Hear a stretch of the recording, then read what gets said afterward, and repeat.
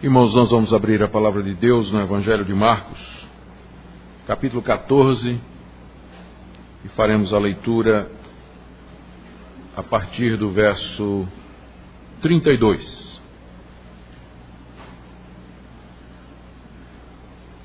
Na noite em que estamos dando graças a Deus, lembrando a existência desta igreja, nada melhor do que pregar o Evangelho. É isso que essa igreja tem feito durante 125 anos.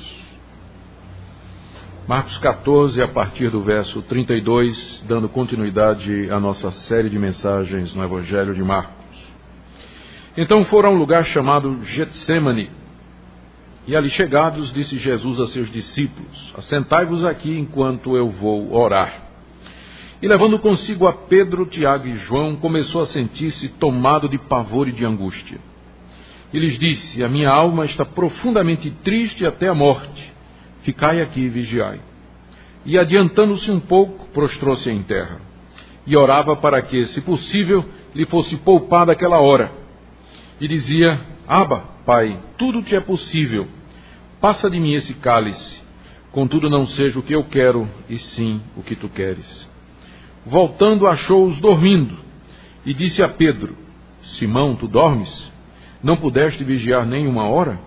Vigiai e orai para que não entreis em tentação. O espírito, na verdade, está pronto, mas a carne é fraca. Retirando-se de novo, orou, repetindo as mesmas palavras. Voltando, achou-os outra vez dormindo, porque os seus olhos estavam pesados e não sabiam o que lhe responder. E veio pela terceira vez e disse-lhes: ainda dormis e repousais. Basta, chegou a hora. O Filho do Homem está sendo entregue nas mãos dos pecadores. Levantai-vos, vamos, eis que o traidor se aproxima. E logo falava ele ainda, quando chegou Judas, um dos 12, e com ele, vinda da parte dos principais sacerdotes, escribas e anciãos, uma turba com espadas e porretes. Ora, o traidor tinha-lhes dado esta senha: aquele a quem eu beijar é este, prendei-o e levai-o em segurança. E logo que chegou, aproximando-se, disse-lhe: Mestre, e o beijou. Então lhe deitaram as mãos e o prenderam. Nisto, um dos circunstantes, sacando da espada, feriu o servo do sumo sacerdote e cortou-lhe a orelha. Disse-lhe Jesus: saístes com espadas e porretes para prender-me como a um salteador? Todos os dias eu estava convosco no templo ensinando e não me prendestes. Contudo, é para que se cumpram as Escrituras. Então, deixando-o, todos fugiram. Seguia-o um jovem, coberto unicamente com um lençol, e lançaram-lhe a mão. Mas ele, largando o lençol, fugiu desnudo. Até aqui a leitura da palavra de Deus. Nós vamos orar mais uma vez, buscando a face do nosso Senhor e Salvador. Ó Deus bendito, te damos graças, Senhor, pelo registro dos sofrimentos do Teu Filho. Te damos graças, ó Deus, porque te aprouve que Ele sofresse em nosso lugar e que Ele experimentasse a agonia e a dor do inferno na Sua própria alma, em nosso lugar. Te damos graças, Senhor, por um sacrifício tão perfeito, que nos redime e nos salva da nossa culpa, da nossa iniquidade. Te damos graças, ó Deus, porque te aprouve moê-lo e fazê-lo enfermar em nosso lugar. Te damos graças porque ele voluntariamente suportou a dor e o sofrimento, suportou a agonia, a angústia e a tristeza da morte, por amor dos seus.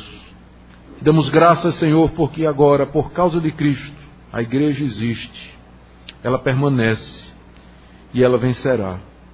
Pedimos ao Senhor que Tu nos concedas compreender nesta noite os sofrimentos do Teu servo, o servo do Senhor. Pedimos que nos faças compreender os sofrimentos do Teu Filho nesta noite e o que eles significam para nós hoje. Em nome de Jesus. Amém. Amém. Meus irmãos, conforme nós temos visto na nossa série de mensagens no Evangelho de Marcos, o motivo da execução de Jesus por parte dos romanos a pedido da liderança judaica, foi desde cedo um problema para os cristãos, especialmente quando iam anunciar a Cristo aos judeus. Pois se Jesus era o Messias, por que as autoridades o rejeitaram? E se ele era o Filho de Deus, por que é que ele não impediu a sua própria morte? Teria Jesus fracassado na sua tentativa de instalar o reino de Deus no mundo? Um dos objetivos do Evangelho de Marcos é dar uma explicação para estes pontos. E aqui ele registra os eventos relacionados com a morte de Jesus, de forma a que nós possamos ter as respostas corretas acerca da razão e do sentido de Jesus. Ou seja, nós começamos agora a partir do capítulo 14, o que chamamos a Paixão de Cristo, onde nós temos o registro dos sofrimentos que o Senhor Jesus teve que passar em cumprimento da sua missão de levar sobre si os pecados do povo de Deus. Nas duas mensagens anteriores sobre a Paixão de Cristo, nós vimos primeiro como Marcos registrou os eventos que antecederam a morte de Jesus. Ele registrou a decisão dos judeus de matar Jesus, capítulo 14, de 1 a 2, como Jesus foi ungido em Betânia por Maria, capítulo 14, de 3 a 9, o pacto da traição entre Judas e os principais sacerdotes, versos 10 a 11, a preparação para a ceia, 10 a 16, e como o próprio Jesus indica o traidor, versos 17 a 21. O que Marcos queria nos mostrar ao registrar estes eventos era, primeiro, a causa humana da morte de Jesus, respondendo à indagação: por que é que ele morreu? A resposta é: ele foi traído por um dos seus discípulos. Ele foi incompreendido pelas autoridades judaicas que o rejeitaram e tramaram e planejaram a sua morte. Marcos também deseja mostrar com estes eventos preparatórios que a morte de Jesus, na verdade, havia sido planejada pelo próprio Deus. Tudo isto estava acontecendo de acordo com o plano de Deus, com o desígnio de Deus desde a eternidade. Marcos deseja mostrar que Jesus tinha plena consciência de que isto lhe haveria de ocorrer. Em seguida, nós vimos a narrativa do motivo da morte de Jesus, que é fornecido pelo próprio Jesus quando, reunido com seus discípulos, na noite da Páscoa, na última ceia, e ele diz que ele vai morrer como sacrifício de Deus pelos pecados do seu povo, e que o seu sangue que seria derramado era o selo da nova aliança que estaria sendo estabelecida entre Deus e o seu povo. Hoje nós temos, em continuação à narrativa, o relato do início daquele sofrimento que Jesus preconizou, profetizou e antecipou aos seus discípulos. Num certo sentido, Jesus começou a sofrer pelo seu povo desde o momento da encarnação, quando ele, deixando a glória, ele se fez como um de nós e assumiu uma natureza perfeitamente humana dentro das suas limitações. Ali começam os sofrimentos de Cristo. E durante o seu ministério terreno, ele suportou a contradição dos pecadores, o desprezo das pessoas, a oposição dos líderes judaicos, as calúnias que os mesmos levantaram, bem como as perseguições que promoveram durante todo o tempo em que ele esteve aqui nesse mundo. E agora estas dores de Jesus, como servo sofredor, como filho de Deus, como cordeiro de Deus que tira o pecado do mundo, estas dores entram na sua fase mais aguda, ali mesmo no jardim do Getsemane. Nosso alvo nesta noite, então, diante desse relato extraordinário, é entender os sofrimentos vicários do Messias em nosso favor. Vamos ver, em primeiro lugar, a descrição que Marcos faz da agonia de Jesus no jardim. E eu posso perceber pelo menos 10 a 11 pontos ou motivos de angústia no coração, na mente e na alma de Jesus. Mas primeiro, vamos responder à pergunta: o que era o jardim do Getsemane? Era um pequeno horto ou um orquidário que ficava nas encostas do Monte das Oliveiras. A localização até hoje é ignorada. Existem pelo menos 3 Getsêmanes, hoje lá no Monte das Oliveiras, 3 locais, cada um deles reivindicando ser o local correto daquela noite. Getsêmanes significa prensa de óleo, um lugar onde as oliveiras são prensadas, espremidas para dali se fazer o óleo. Provavelmente aquele horto era uma pequena propriedade de algum discípulo de Jesus ou de algum simpatizante, algum amigo de Jesus. E era ali que Jesus se abrigava todas as noites durante o tempo, aquela semana que ele passou em Jerusalém. Ele durante o dia estava no templo ministrando, à noite ele ia para esse pequeno horto, essa propriedade particular, com seus discípulos, onde ele dormia juntamente com eles. Somente os seus discípulos sabiam daquele lugar, que era o refúgio de Jesus. O alvo do segredo da localização era exatamente escapar às tentativas das lideranças judaicas de apanhar Jesus e de pegá-lo. Jesus sai com seus discípulos naquela noite, após a ceia, após o estabelecimento do que seria a nova aliança, e ele tem no coração o desejo de orar. Ele sabia o que estava prestes a acontecer. Ele já podia ouvir os pés de Judas se encaminhando para o jardim com os guardas. Ele sabia mais do que nunca que era um momento crucial do seu ministério e da sua encarnação. Ele sabia que precisava ter comunhão com o Pai, e ele carecia da presença e do suporte dos seus discípulos. E é nesse objetivo que ele se dirige ao jardim, e ele destaca especialmente aqueles discípulos que durante o seu ministério mais próximos estiveram de Jesus, Pedro, Tiago e João. Em que consistiu então o sofrimento de Jesus naquela noite? Como eu disse, eu queria destacar 10 a 11 pontos aqui. Primeiro, o sofrimento de Jesus naquela noite consistiu no pavor, na angústia e na tristeza da morte que se avizinhava. É o que lemos aí no verso 33. Levando consigo a Pedro, Tiago e João, começou-se a sentir-se tomado de pavor e angústia. E no verso 34, a minha alma está profundamente triste até a morte. Ou traduzindo de outra maneira, está tomada de uma tristeza mortal. Primeira agonia de Cristo. Pavor. Pavor da morte. Medo. Medo que virou angústia e uma tristeza mortal no seu coração. Não podemos esquecer o fato de que Jesus era perfeitamente Deus e perfeitamente homem. E na sua natureza humana, o pavor, o medo e a angústia invadiram o seu coração naquele momento que ele sabia que era um momento crucial. Não era que Jesus tinha medo de morrer, mas é o modo pelo qual ele morreria. Ele estaria levando sobre a sua alma humana perfeita, carregando sobre a sua natureza perfeita a culpa dos pecadores. A sua alma santa e perfeita, imaculada, jamais tocada pelo pecado, seria manchada naquela noite, aliás, no dia seguinte. Ele que nunca experimentou o pecado, seria feito pecado por nós.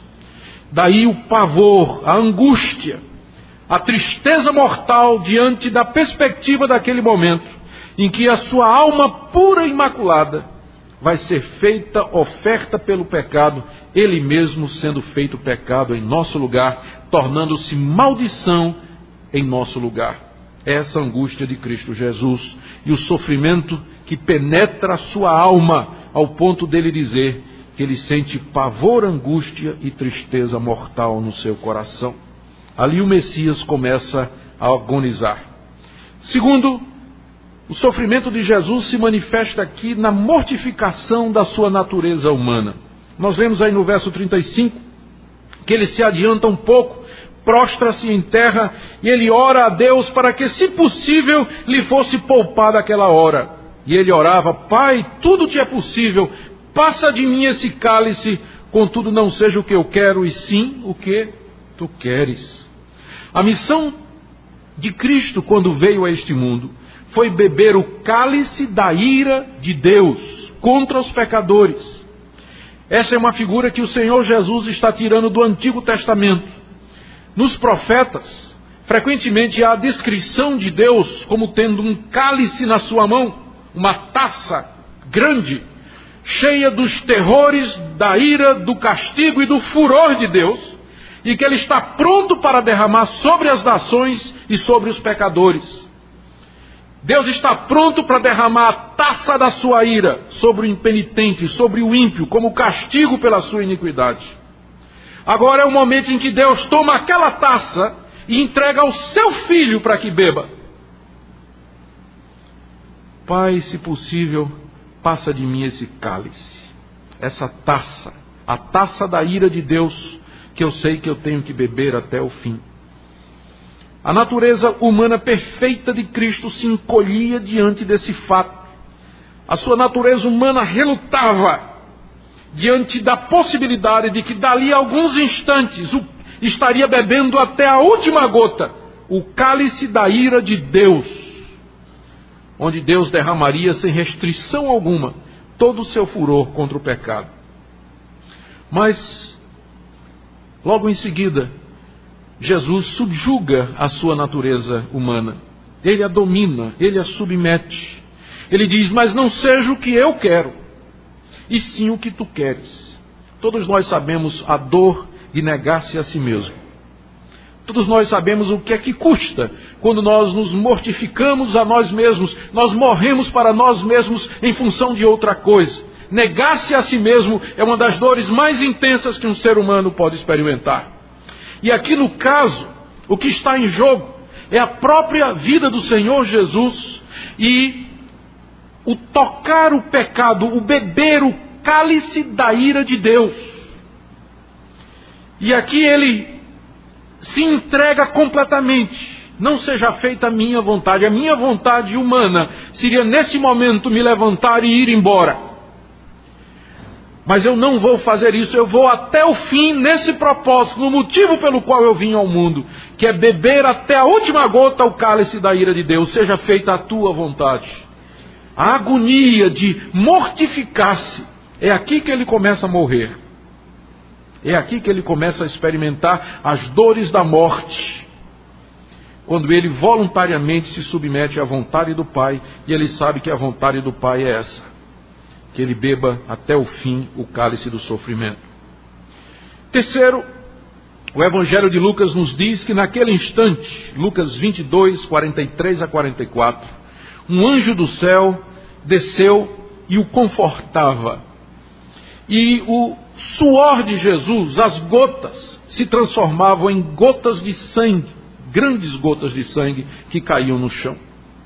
Tal a agonia e o sofrimento que o Senhor Jesus passava naquele momento, a dor mental, o sofrimento mental que ele estava experimentando naquele instante. Ele começou a sangrar pelos nossos pecados ali no Getsemane. Só o Calvário não era bastante. Ele tinha que começar no Getsemane, a morrer no Getsemane e a sangrar no Getsemane pelos nossos pecados. Nos diz o texto de Hebreus capítulo 5, verso 7, que nessa ocasião ele ofereceu súplicas com grande clamor e lágrimas àquele que o poderia livrar. Jesus orou com grande clamor, clamando a Deus, apesar de Marcos não nos relatar assim. Mas a tradição oral, advinda certamente das testemunhas oculares, é que naquele momento de agonia, transpirando sangue, com grande clamor e lágrimas, em choro, ele clamava ao Pai. Pai, se é possível, passa de mim este cálice, não uma vez, mas 3. Mas não seja feita a minha vontade, mas a tua. Quarta agonia do Senhor Jesus, o fracasso dos seus discípulos. Vejam só, meus irmãos. No verso 34, Jesus diz aos discípulos, ficai aqui e vigiai. Era para mais de meia-noite. Tinha sido um dia difícil, um dia comprido no templo. Depois eles tiveram a ceia no cenáculo, que deve ter se prolongado. De acordo com o Evangelho de João, Jesus fez vários discursos ou palestras aos seus discípulos, bem extensas, conforme temos no Evangelho de João. E quando eles vão para o jardim, já era noite alta. Todos estavam cansados, mas o momento não era de repousar. Era um momento crítico. Era um momento crucial, era o clímax do ministério de Jesus. E ele precisa do suporte, da companhia dos seus discípulos. E ele diz, fiquem aqui e vigiai. O Senhor Jesus não estava pensando nas orações dos discípulos em seu favor, mas estava pensando neles. Porque também era um momento de grande provação para os discípulos. E ele se adianta um pouco e vai orar. E diz o texto, verso 37, que depois de orar a primeira vez, ele volta e encontra os discípulos dormindo. E ele então se dirige a Simão, no verso 37, Simão, tu dormes, não pudeste vigiar nem uma hora, vigiar ali seria vigiar em oração. Está acordado, alerta, intercedendo diante de Deus. E por que Simão? Porque no verso 29... Anteriormente nós temos o registro de que quando Jesus anunciou que haveria de morrer e que os discípulos haveriam de abandoná-lo, Simão disse assim, verso 29, ainda que todos se escandalizem, eu jamais.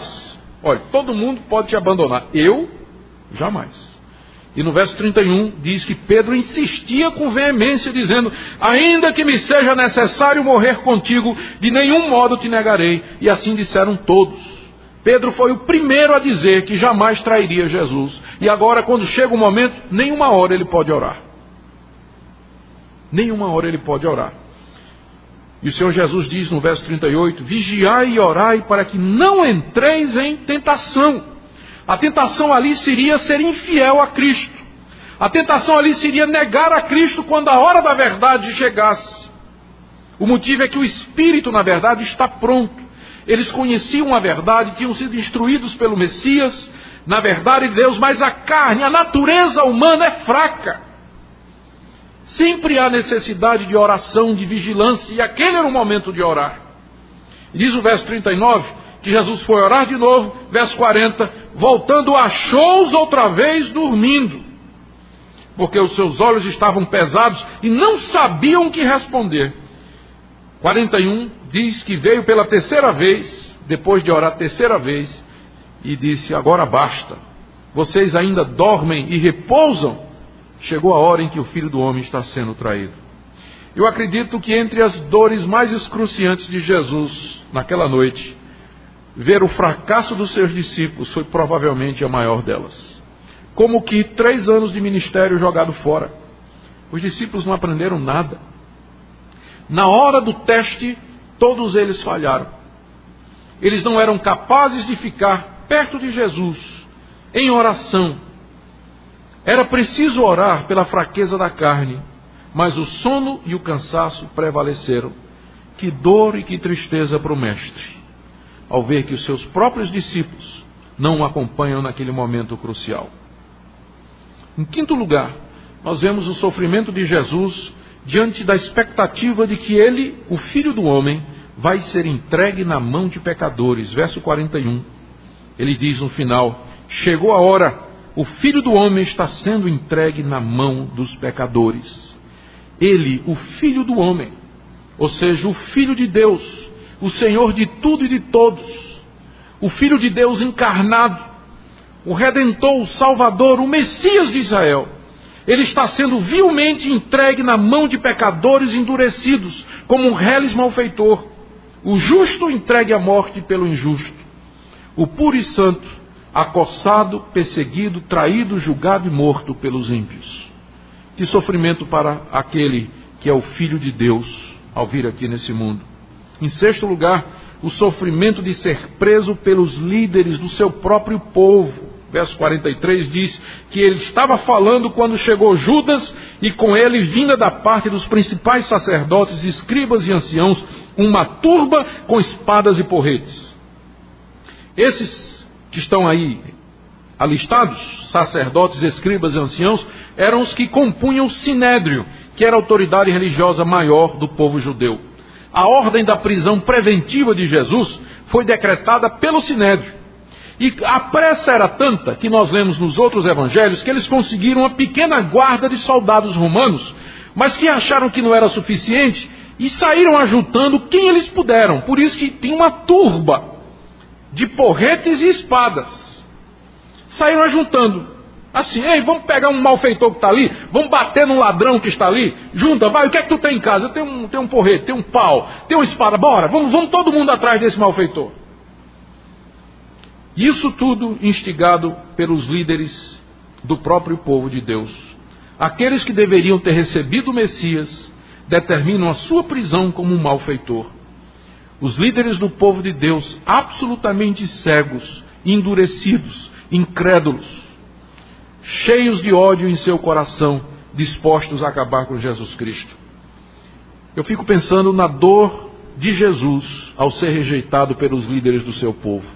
Povo que ele amou. A Bíblia nos diz que ele veio para o que era seu, mas os seus não o receberam. Veio para o povo de Deus, o povo da antiga aliança, a descendência de Abraão, e foi plenamente rejeitado por ela. Que dor, que sofrimento ele começa a sentir ali. Em sétimo lugar, a dor de ser traído por um dos seus discípulos. Versos 44 a 45. Ora, o traidor tinha-lhes dado esta senha: aquele a quem um beijar é este, prendei-o e levai-o com segurança. E logo que chegou, aproximando-se, disse-lhe: mestre, e o beijou. Judas sabia que Jesus se abrigava à noite no Getsemane. Todas as noites ele tinha estado com Jesus ali. E ele agora trocou aquela informação por 30 moedas. E ali ele comanda, ou guia, o pelotão enviado pelos líderes judaicos para prender Jesus. E o sinal era o beijo. O beijo era um gesto de respeito muito comum entre discípulos e rabinos naquela época, mas serviria para identificar na penumbra, na escuridão da noite, quem era aquele que os guardas deveriam prender. Judas havia acabado de comer com Jesus e seus discípulos no cenáculo, e agora chega com a turba. Existe uma dor maior do que a traição, de ser atraiçoado por alguém que come da sua própria mesa, que coloca a mão no mesmo prato, que durante 3 anos andou com Jesus, fez os mesmos milagres que os outros apóstolos fizeram, ouviu todo o ensino de Jesus, privou da companhia de Jesus. A dor de ser traído por um dos seus amigos. Em 8º lugar, a dor de ver Pedro lançar mão da espada. Verso 47.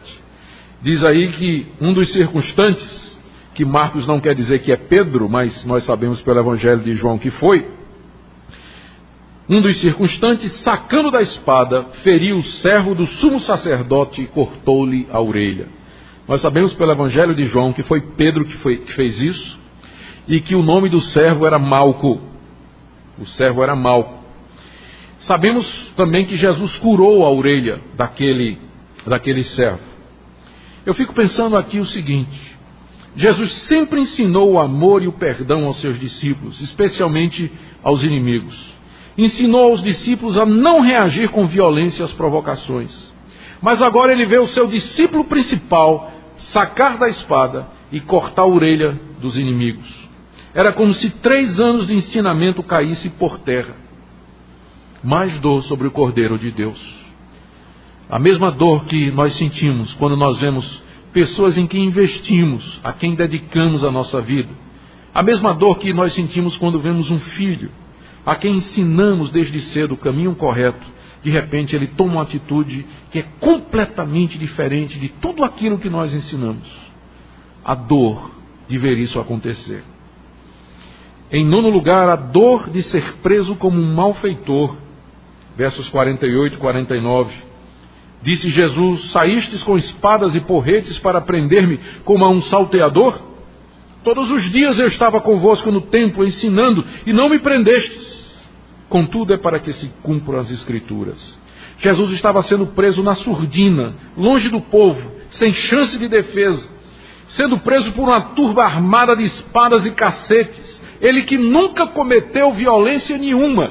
Todos os dias ele estava no templo ensinando. As pessoas ouviram o ensino dele. Jesus não era violento, não pregava violência, não cometeu violência contra ninguém. Mas agora os líderes mandam prendê-lo com uma turba armada de espadas e porretes, como se ele fosse um malfeitor.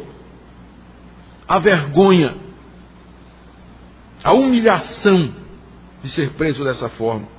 mais dor sobre o Cordeiro de Deus. Em 10º lugar, a dor da fuga dos apóstolos. Veja como tudo começou com falta de oração, não é verdade? Primeiro, eles não oraram. Não oraram, então, quando chegou o momento, eles perderam a visão espiritual, reagiram na espada, carnalmente. E agora fogem.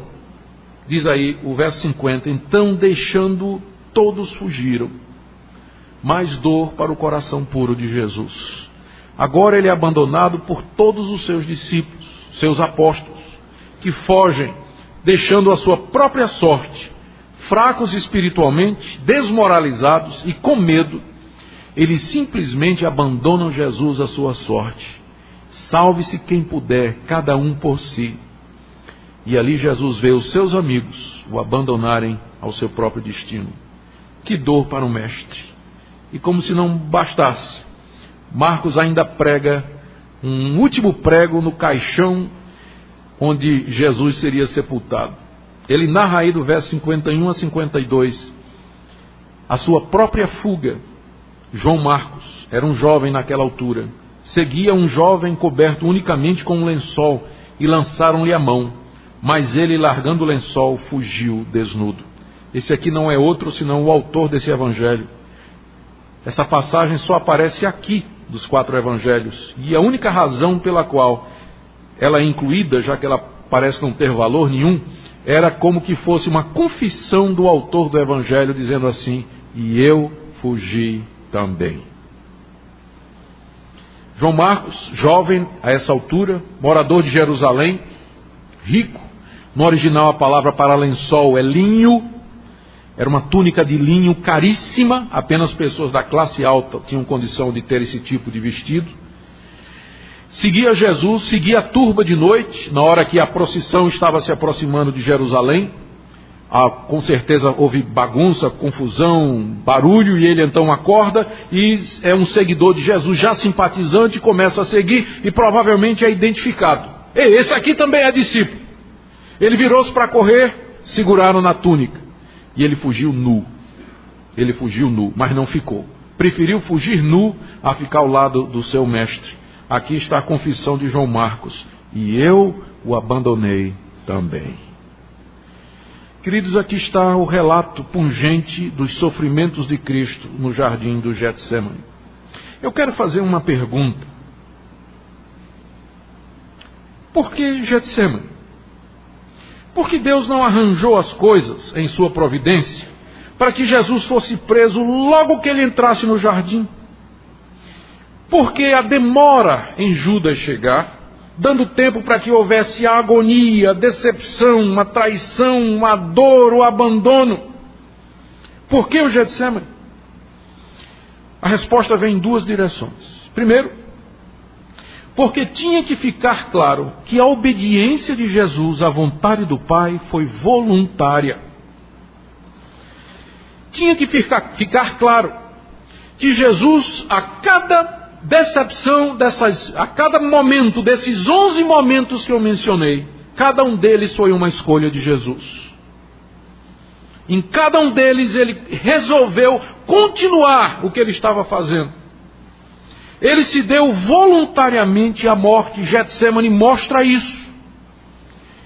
Ele se submeteu ao Pai, submeteu sua vontade ao Pai. Ele sabia que a Escritura tinha de ser cumprida.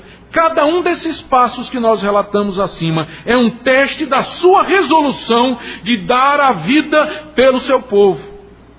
Por quê? Porque somente a morte voluntária do Filho de Deus pode salvar o pecador. Ele tinha de vir de livre e espontânea vontade. Ele tinha que entregar voluntariamente a sua alma, a sua vida, o seu ser em prol do pecador. Não poderia haver qualquer suspeita de que foi impelido, foi forçado ou coisa semelhante, mas ele voluntariamente o fez. Por isso Getsemane. Por isso estas horas de agonia, em que a cada momento ele diz: eu continuo no propósito. Ele começa a sentir o pavor da morte. Resolve continuar. Ele sente a tristeza mortal no coração, resolve continuar. Vê os seus discípulos dormindo em vez de orar, resolve continuar. Sente a sombra da cruz se projetando na sua alma, resolve continuar. Sente o gosto do cálice da ira de Deus, resolve continuar.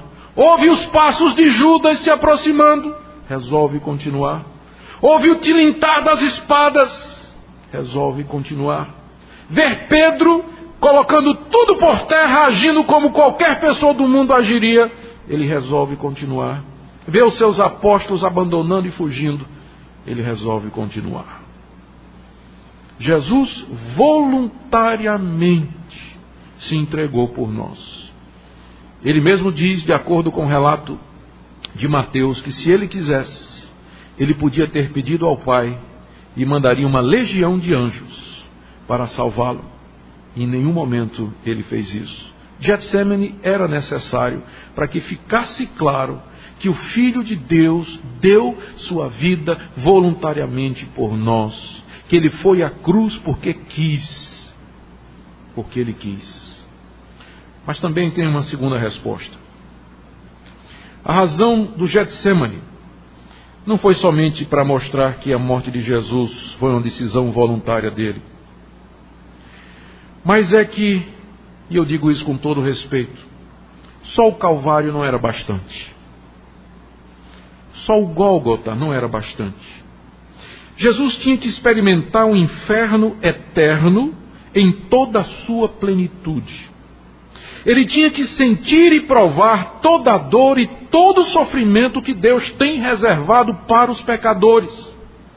Ele tinha que provar o gosto amargo da dor, do isolamento, da traição, da decepção, do desespero, da angústia, do medo e do terror. E tudo isso começa a acontecer em Getsemane. Num certo sentido, só a crucificação não seria suficiente para que ele experimentasse em plenitude o inferno que Deus tem preparado em sua ira para os pecadores. Era preciso mais tempo. E ali o Messias começa a morrer, e ali ele começa a suar sangue. A sua paixão, como eu disse, começa na encarnação, mas ela acentua-se no Getsemane e tendo seu clímax no Gólgota. Ali, entre Getsemane e Gólgota, Cristo experimenta a morte eterna e o inferno e todos os seus horrores em sua plenitude. Por isso, já não resta mais inferno para os que são de Cristo Jesus. Já não resta mais medo da eternidade. Já não resta mais expectativa de sofrimento, de castigo e de juízo, porque Cristo sorveu até a última gota o cálice da ira de Deus. E é por isso que nessa noite você e eu podemos cantar e louvar a Deus, dizendo: bendito seja o Cordeiro que na cruz por nós padeceu. Porque se ele não tivesse feito isso, a morte não teria sido vencida, a justiça de Deus não teria sido satisfeita, e você e eu não poderíamos ser perdoados e justificados dos nossos pecados. O que é que podemos aprender então em conclusão? Ele sofreu, ele morreu, ele foi sepultado, ressurgiu dentre os mortos, subiu aos céus, está exaltado à direita de Deus e vive eternamente para interceder em favor do seu povo. E voltará outra vez. Eu quero, em primeiro lugar, trazer uma palavra aos que estão sofrendo hoje à noite. Talvez você entrou aqui nesta noite e está sofrendo, está sentindo dores, angústias, por causa de alguma circunstância dessa vida. Um problema financeiro, um problema de relacionamento, doença, perda de um ente querido, separação. Eu sei que às vezes a gente costuma dizer: ah, é o meu Calvário, é a minha cruz, é o meu Getsemane. Saiba nesta noite que nenhum sofrimento que você possa passar chegará perto do sofrimento do Filho de Deus. Num certo sentido, ninguém jamais sofreu como Jesus Cristo sofreu entre o Getsemane e o Gólgota. Mas eu estou lhe dizendo isso por outro motivo. É que Ele pode se compadecer de você. Ele pode compreender o que é o sofrimento. Ele sabe o que é ser traído. Ele sabe o que é ser abandonado. Ele sabe o que é ficar decepcionado com as pessoas. Ele sabe o que é sentir pavor e angústia da morte. Ele é um Salvador perfeito que pode se compadecer da sua dor e do seu sofrimento. Aproxime-se dele nesta noite. Coloque diante dele a sua dor, a sua angústia, a sua doença, a sua necessidade. E você encontrará na pessoa de Jesus Cristo o Salvador perfeito que lhe compreende, que entende o que é sofrer. E, portanto, ele pode se compadecer de pessoas como eu e como você.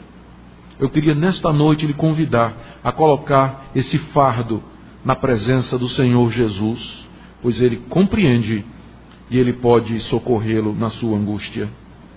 Em segundo lugar, eu quero nesta noite me dirigir àqueles que estão aqui e que porventura estão buscando perdão e absolvição para os seus pecados. Talvez você entrou aqui nesta noite e a sua consciência o acusa, a sua consciência o incomoda.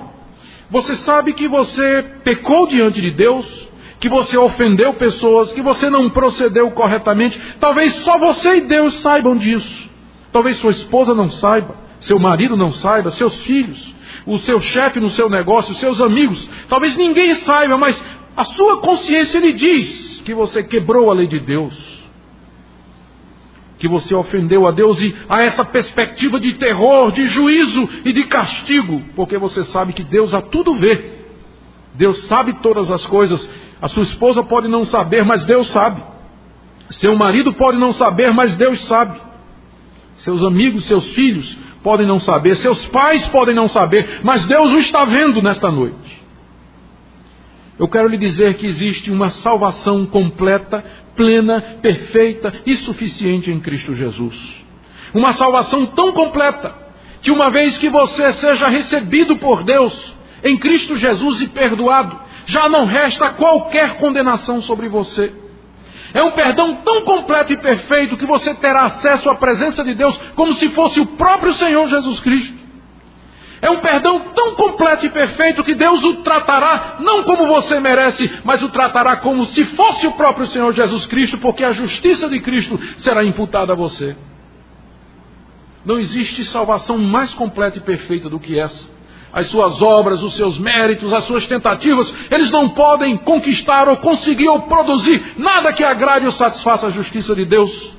Mas Cristo Jesus suportou sobre si a ira de Deus e o castigo destinado a pecadores. Creia em Cristo nesta noite. Receba-o como pagamento pela culpa do seu pecado. Confesse a Deus o seu pecado e pela fé receba o perdão que Deus lhe oferece. Experimente a reconciliação com Deus. Você que está desviado, você que está longe dos caminhos de Deus, talvez entrou aqui nesta noite ou frequenta a igreja apenas por uma questão de tradição, mas que durante a semana, no seu negócio, na sua família, está vivendo longe dos caminhos de Deus. Deus o convida nesta noite. Eis o Salvador, agonizando no Getsemane, conquistando um perdão completo e perfeito para pecadores como você e como eu. Venha a Ele nesta noite. Uma palavra final a todos aqueles que um dia creram em Cristo para a salvação de suas almas e que estão trilhando o caminho da salvação. Queridos, diariamente precisamos de Cristo. Diariamente precisamos voltar a Ele e renovar este perdão, renovar esta experiência de purificação. Nós precisamos de Cristo não somente no início da nossa vida cristã, quando fomos perdoados e declarados cristãos, mas nós precisamos dele diariamente como alimento completo e pleno das nossas almas, porque nós continuamos pecadores. Nós ainda sentimos a força do velho homem dentro de nós, nós sentimos ainda o desejo do pecado dentro de nós, e nós pecamos por pensamentos, palavras, por atos. Preciso de Cristo a cada instante do meu viver. E eu queria nesta noite lembrá-lo disso, que Deus providenciou não somente aquele que nos livra da culpa do pecado, mas também aquele que nos livra do poder do pecado, que nos santifica pelo seu Espírito, que nos perdoa e nos renova diariamente. Se confessarmos os nossos pecados, Ele é fiel e justo para nos perdoar os pecados e nos purificar de toda injustiça, porque o sangue do seu Filho Jesus Cristo nos purifica de todo pecado. Você crê nisso? Ou que Cristo seja o alimento da sua alma? Que Ele seja o seu perdão, a sua reconciliação, que você saia em paz nessa noite, que você saia cheio de alegria, de regozijo por tão grande redenção, que sua vida seja diferente, de gozo e de alegria no Salvador, que na cruz do Calvário, já desde o Getsêmani, derramou seu sangue precioso para nos salvar de toda iniquidade. Que Deus nos abençoe.